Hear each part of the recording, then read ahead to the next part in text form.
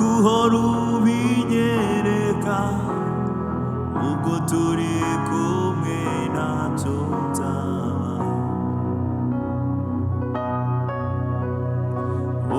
Urubuhungiro bwanjye ni wowe bwugamo bwanjye, uri umurengezi wanjye iteka.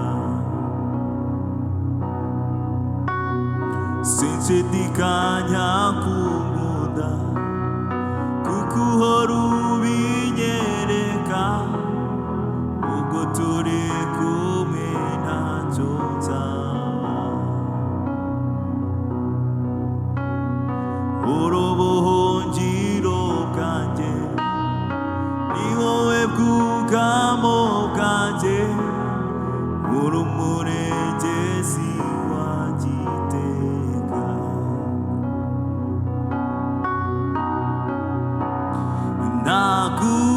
Ntagufite ntacyo nakora, nshobozwa byose nawe.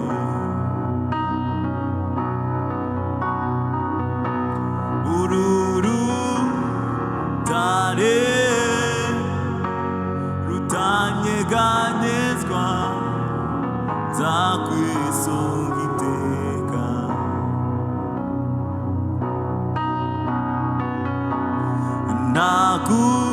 Ntagufite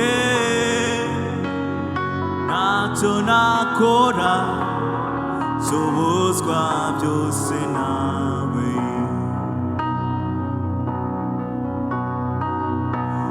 Uru rutare rutanyeganyezwa, nzakwisunga iteka. Ni wowe nshuti magara, indutira izindi zose, uri ibyishimo by'umutima wanjye. Iyo ndushe ndemerewe, uraza ukampumuriza, ukampa amagambo y'ubuntu. Ni wowe nshuti magara, indutira izindi zose, uri ibyishimo by'umutima wanjye. Iyo ndushe ndemerewe, uraza ukampumuriza, ukampa amagambo y'ubuntu.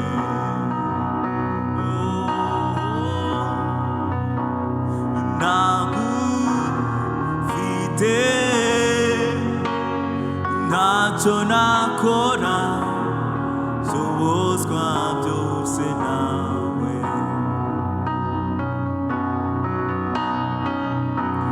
Uru rutare rutanyeganyezwa, nzakwisunga iteka.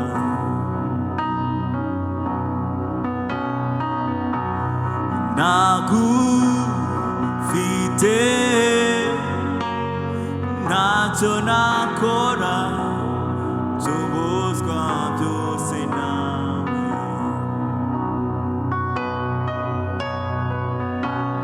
Uru rutare rutanyeganyezwa, nzakwisunga iteka.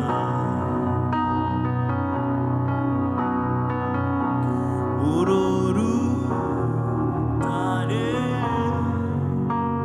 rutanyeganyezwa,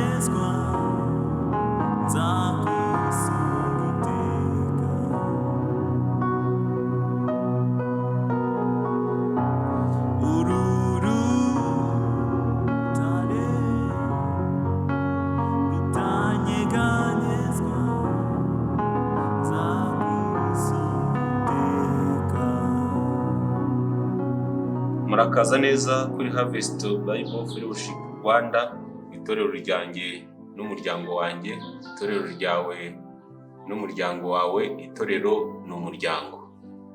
Turi ku munsi wa 38 wo kwiga igitabo cy'ubuzima bufite intego cyanditswe na Rick Warren. Uyu munsi tukaba turi kwiga ku guhinduka umukristo ku rwego mpuzamahanga. Yesu abwira abigishwa ati, mujye ahantu hose mu isi mubwire abantu inkuru nziza, abantu bose, muri Mariko 16:15. Utwohereze mu isi yose tujyane inkuru y'ubushobozi bwawe bukiza n'umugambi wawe witeka ku bantu bose. Ibyo biri muri Zaburi 67:2. Guhinduka umukristo ku rwego mpuzamahanga ni ukwinjira muri iki cyigisho.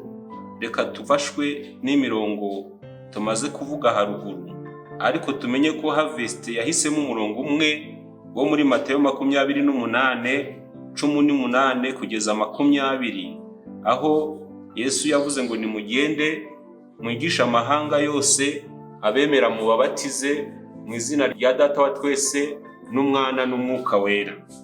Abwo yarabwiye abigishwa be gufata inshingano zo kujya kwigisha amahanga yose. Inshingano iruta izindi ku muntu umukristo wari wese ni umurimo wawe. Muri iki cyigisho turi buze gutandukanya ibintu bibiri. Ikintu cya mbere ni abakristo b'isi, icya kabiri ni abakristo bo ku rwego rw'isi cyangwa abakristo mpuzamahanga. Umukristo w'isi ni iki? Umukristo w'isi ni abakristo bahindukirira Imana bashaka ko gusohoza inyungu zabo gusa. Baba barakiriye agakiza kimwe n'abandi bose, ariko baba bashaka ko Imana isubiza ibibazo biri mu nyungu zabo. Ntabwo bakora ibintu bashaka yuko Imana ihabwa icyubahiro, ahubwo bashaka yuko Imana mu bushobozi bwayo ibaha imbaraga zo kuzamuka bagatera imbere. Iyo batumiwe mu mahugurwa abakristo b'isi bagerayo bakareba gusa ibyo barakuramo bizabaha indamu zo ku isi. Iyo bagiye mu bitaramo bashaka ibitaramo bazavanamo amafaranga yo gutunga imiryango yabo. Iyo ahantu hose bagiye bumva bashaka gukuramo inyungu z'ako kanya, inyungu z'umubiri, indamu. Naho umukristo wo ku rwego mpuzamahanga abashaka gukoreshwa n'Imana ibihambaye nk'uko Harvest yabihisemo, maze imbaraga ayifuza, akazi yifuza, Imana ikakamuha, ikamushyira aho hantu ngo akore ibintu bihesha Imana icyubahiro, akore ibintu bituma abantu bose bahindukirira Kristo. Uwo ni wo ku rwego mpuzamahanga. Iyo turebye neza dusanga abakristo bo ku isi bashaka kugira ngo Imana isohoze imigambi yabo, ariko abakristo bo ku rwego mpuzamahanga bashaka yuko Imana isohoreza muri bo imigambi yayo. Ni ukuvuga ngo ibyo Imana ishaka ko bakora akaba ari byo bakora. Abo ku rwego rw'isi bashaka yuko bo ibyo bashakamo inyungu ari byo Imana ibafashamo. Yesu ubwo yajyaga mu ijuru yabanje kubwira abantu ati, nahawe ubutware. Ibyo byanditse muri Mateyo 28 kuva ku murongo wa 18 kugeza ku wa 20. Ageze abwira abantu ngo mugende mujye ku isi hose, abo mubona mubabwiriza ijambo ryanjye, mubabwire ibyo nababwiye, abemera mubabatize mu izina rya Data wa twese n'Umwana n'Umwuka wera. Aha ngaha abo yabwiraga bari mu gihugu. Uburyo bwo kugenda bari kugenda n'amaguru, bagendera ku nyamaswa, ifarasi, indogobe n'ingamiya, ubundi bakagenda mu bwato. Ubwo bwato nabwo ntibwagiraga moteri, ariko icyo bashoboye gukora icyo gihe baragiye nk'uko Yesu yababwiye, baragenda aho bashoboraga kugera hose, babwiriza ubutumwa bwiza, abantu barahindukira, bumva ko bashaka gukoreshwa n'Imana. Nyuma yaho ubwo buryo bwo gukora gutyo bwari buruhije, butinze ibintu, bwaje kugenda buhinduka. Haje kuboneka telefoni, haboneka na za fax, ku buryo washoboraga guhamagara umuntu ukamubwira ijambo ry'Imana, ukandika kuri fax ukamubwira ijambo ry'Imana. Noneho ubu ngubu hariho internet, bikomeza kuza. Ubu ngubu hariho noneho indege, ushatse kuvuga ijambo ry'Imana.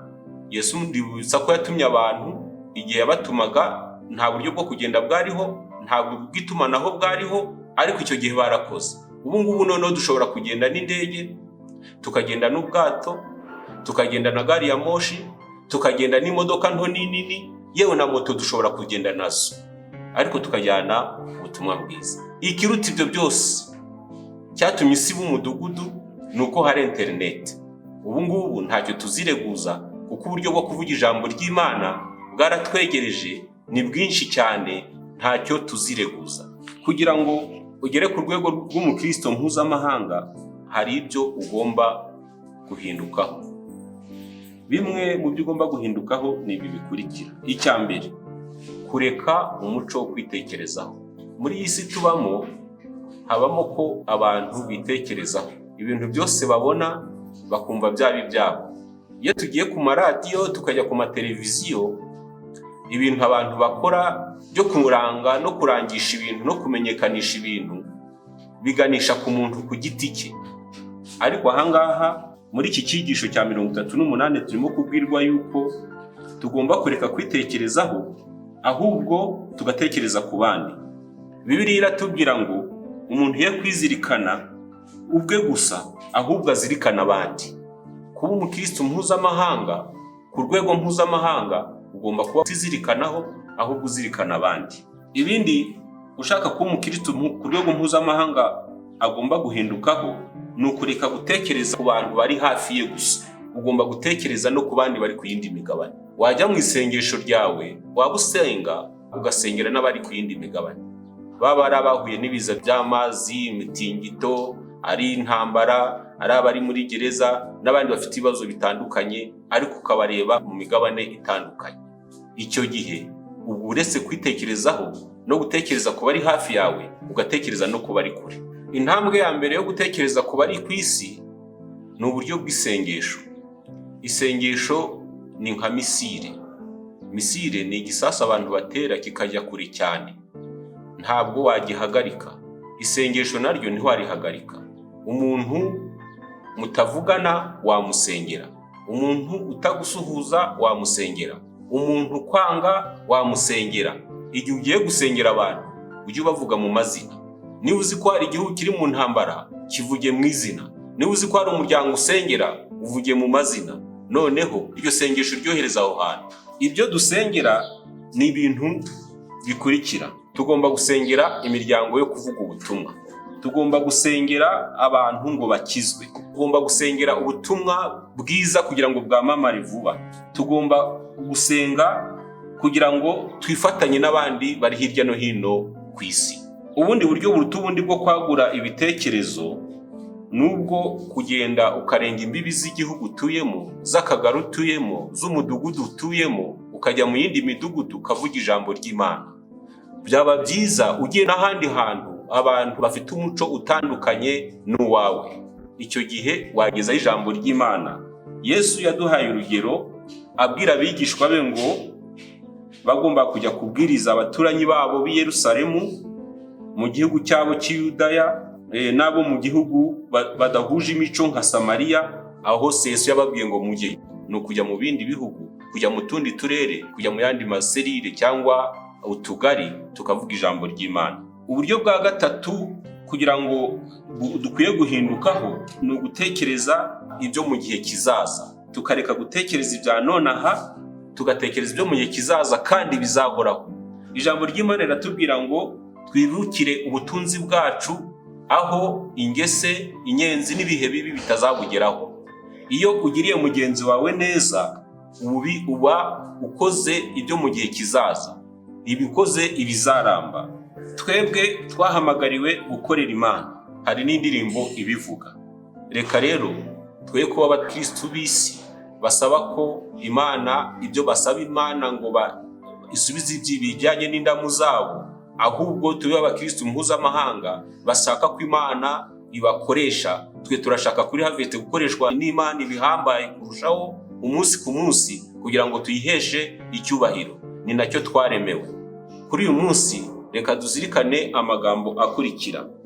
Icyigisho cya 38 tugiye kuzirikana inshingano iruta izindi, akaba ari umurimo wanjye. Umurongo wo gufata mu mutwe, utwohereze mu mahanga yose, tujyane inkuru y'imbaraga zawe zikiza n'imigambi yawe ku bari mu isi. Byanditse muri Zaburi 67 umurongo wa 2. Reka nsubiremo. Utwohereze mu mahanga yose, tujyane inkuru nziza y'imbaraga zawe zikiza n'imigambi yawe ku bari mu isi bose. Zaburi ya 67 umurongo wa 2. Ikibazo cyo gutekerezaho: ni ibiki nakora kugira ngo nzashobore kujya mu rugendo rw'igihe gito kuvuga ubutumwa mu kindi gihugu mu mwaka utaha? Ariko hano twavuga tuti ni iki twakora kugira ngo tuzajye mu rugendo rw'igihe gito kuvuga ubutumwa mu kandi kagari, mu wundi murenge, mu kandi karere, mu yindi ntara mu mwaka utaha. Imana itugirire neza. Murakunzwe. Imana ibagirire neza.